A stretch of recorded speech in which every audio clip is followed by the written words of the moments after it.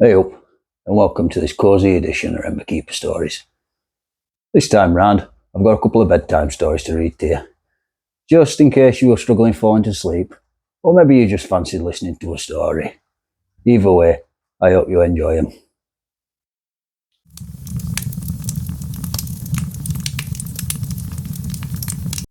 Once upon a time, long ago, in a quiet corner of Yorkshire, there lived a young woman and her mother in a small cottage by a meadow. One summer evening, a kind young man came to visit, hoping to marry the young woman.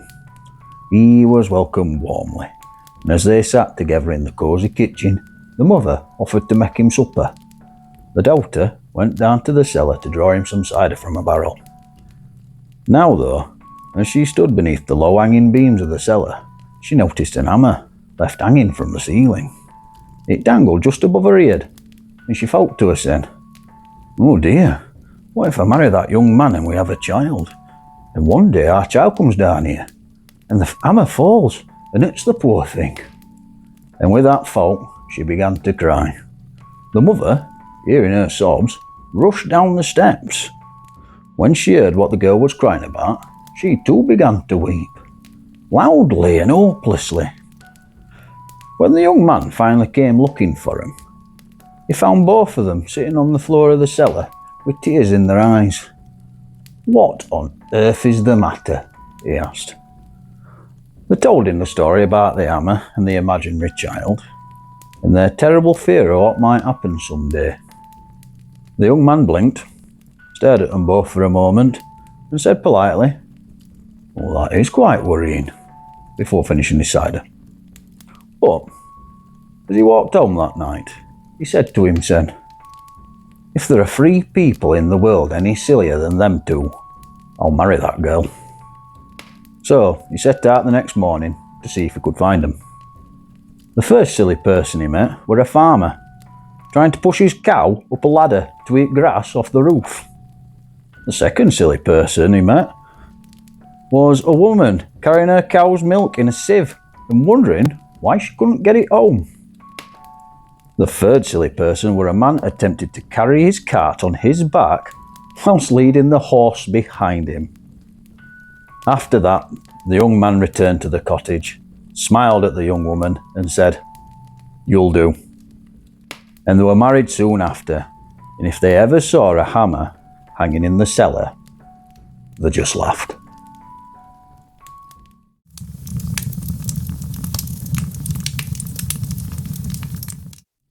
Long ago, in a quiet valley in Wales, there stood a small cottage with ivy curling up its stone walls. In that cottage lived a young woman named Ira. She was kind and thoughtful, with eyes the colour of rain clouds and a heart always drawn to music carried on the wind. Her favourite place in all the world was the green hill behind her home, a soft, round hill called Carragonan. The village folk whispered that fairies lived inside it. They said that on midsummer nights, faint music rose from beneath the grass and tiny lights could be seen dancing among the dew. Ira never feared such tales. She would often climb the hill at dusk to watch the stars appear and listen to the wind hum through the heather. One evening, as the sun sank and the sky turned violet, she heard a sound, unlike any she had known. The gentle notes of a harp, played somewhere deep within the hill. The melody was so sweet, so full of longing, that she felt her heart lift and her feet move without thinking. She followed the sound, and before she knew it, the ground beneath her feet opened like mist, and she stepped into a hall of light. All around her were the fairy folk, beautiful and strange, their clothes shining like moonlight on water. They smiled at her and offered her food and drink. And when she took a sip of their golden wine, she felt lighter than air. They asked her to dance, and she did. Laughing, spinning, forgetting time. There was no hunger, no sadness, no night or day, only music, At last, one of the fairies, a tall woman crowned with silver leaves, told Ira it was time to go home. So she walked out of the hill and back towards her cottage. The dawn was breaking. The valley was the same, but something in the air felt older and quieter. Once she reached the door, she stopped. The cottage was there, but the ivy was thick and wild, the roof sagging, the stones covered in moss. Her mother's loom stood silent by the hearth, covered in dust. Ira called out, once, twice, but only her echo answered. A man she didn't know appeared at the gate.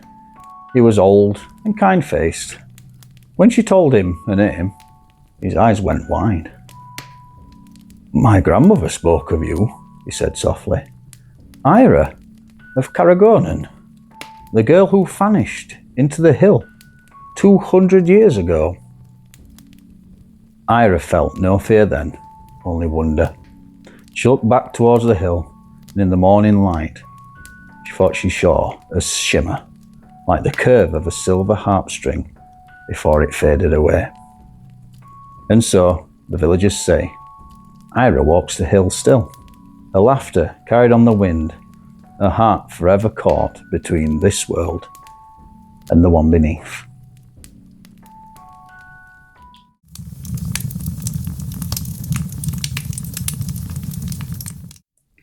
Once upon a time, in a small village by the sea, there lived a boy named Jack. He was cheerful, kind-hearted, and very, very lazy. Jack didn't like to hurry for anything.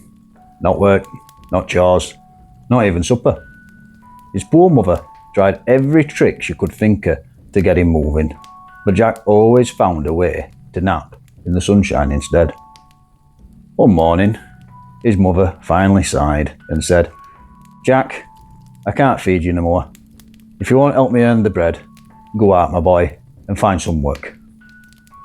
Jack stretched and yawned and said, "All right, ma'am," as if it were the hardest thing in the world. He walked into the village and soon found a farmer who needed help carrying hay. Jack worked slowly but steadily all day, and by evening, the farmer gave him a shiny silver coin. Jack was pleased, obviously. He'd never earned money before, but on the way home, he began to toss the coin into the air and catch it over and over until it slipped, rolled down an hill, and fell straight into the river. When he told his mum what had happened, she sighed. "Oh, Jack, you should have kept it safe in your pocket." Jack nodded. "I'll remember that for next time," he said.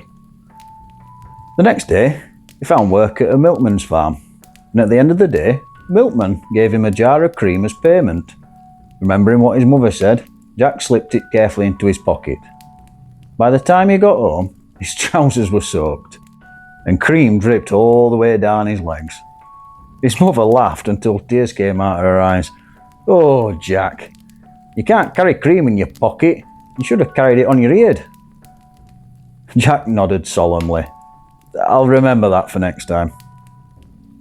The next day, he worked for a baker, who paid him with a soft, warm kitten.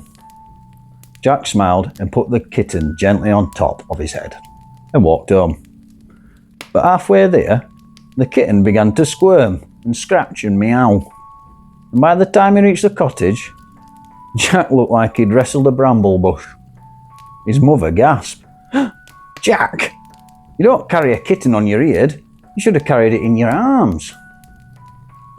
"I'll remember that for next time," said Jack, rubbing his scratches. The next day, Jack worked for a fiddler who paid him with a beautiful donkey. Jack thought hard. How would his mother carry a donkey? Then his face lit up. "In my arms," he said proudly. So he lifted the donkey, or tried to, and staggered through the village, holding its front legs over his shoulders while its back hooves draggled behind him. It was such a sight that people came running out of the houses, laughing and cheering, and at one of the windows sat a young woman who hadn't smiled in years. And when she saw Jack and his ridiculous donkey, she laughed so hard she couldn't stop. Her father, a rich man, was so delighted to see his daughter happy that he called Jack over and said, "You've done what no one else could, and you made her laugh again. Will you stay with us?" Jack agreed at once. He married the laughing girl soon after, and the two of them lived quite happily, though Jack still preferred a nap in the sunshine whenever he could get away with it.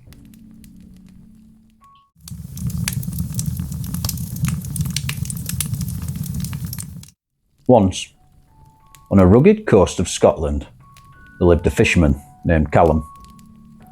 He was strong and good-hearted, but luck never seemed to favour him. Each day he cast his nets, and each day he came home with them almost empty. One calm morning, he sailed farther than he'd ever had done before, far enough that the sea lay smooth and shining all around him. As he pulled in his nets, a shadow moved beneath the waves. When it rose, he saw a woman, a sea maiden, her hair drifting like silver kelp, her eyes as deep as the ocean floor. "Why do you struggle so, fisherman?" she asked. Her voice was soft as the tide. "Because the sea gives me nothing," Callum said. "My family goes hungry." The sea maiden smiled faintly. "Then I will give you luck," she said, "and you will have fish in your nets every day." Callum stared in wonder. "And what must I give in return?" "Only this," she whispered. "When your first child is grown, you must bring him to me."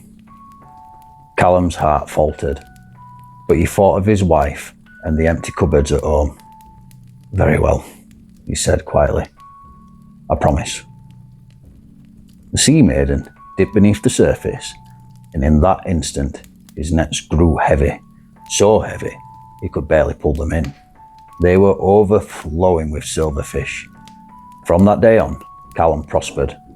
He built a fine house, and before long, he and his wife had a son, whom they named Fionn. Years passed. Fionn grew tall and strong, with the sea always calling to him, but his father's heart grew heavier with each birthday, for he remembered the promise. When Fionn was a young man, he found his father sitting by the shore, staring at the water. "Father," he said gently, "I know what troubles you. I've heard the story. I will go to her myself." "No," Callum said, "you owe her nothing." But Fionn only smiled. "A promise made to the sea cannot be broken. It's better to face what waits than to live in fear." The next morning before dawn, Fionn took his father's old boat and rowed out into the wide, still water. As the sun rose, the sea maiden appeared beside him, her hair floating like mist. "You have come," she said softly. "Few have such courage." Fionn bowed his head. "You have my life, if that's what you ask." The sea maiden studied him for a long moment. Then she said, "No. Your father's courage in keeping his word has pleased the sea. I will take no life today, but you must remember, all gifts come with tides. Fortune flows in and out, and cherish it while it lasts." With that, she touched the water, and the boat glided home as if guided by an unseen current. Callum ran to meet his son on the shore, his heart light for the first time in years. And though he still went fishing each day, he never again took more than what he needed, for he knew that the sea was listening. Now hopefully you're all feeling a little bit more sleepier. And if that's the case, go on, get yourselves off to bed. But if you're not quite ready for bed yet and you're ready for another story, check out some more of my other content. But until then, stay safe, keep the embers burning. Ta-ra.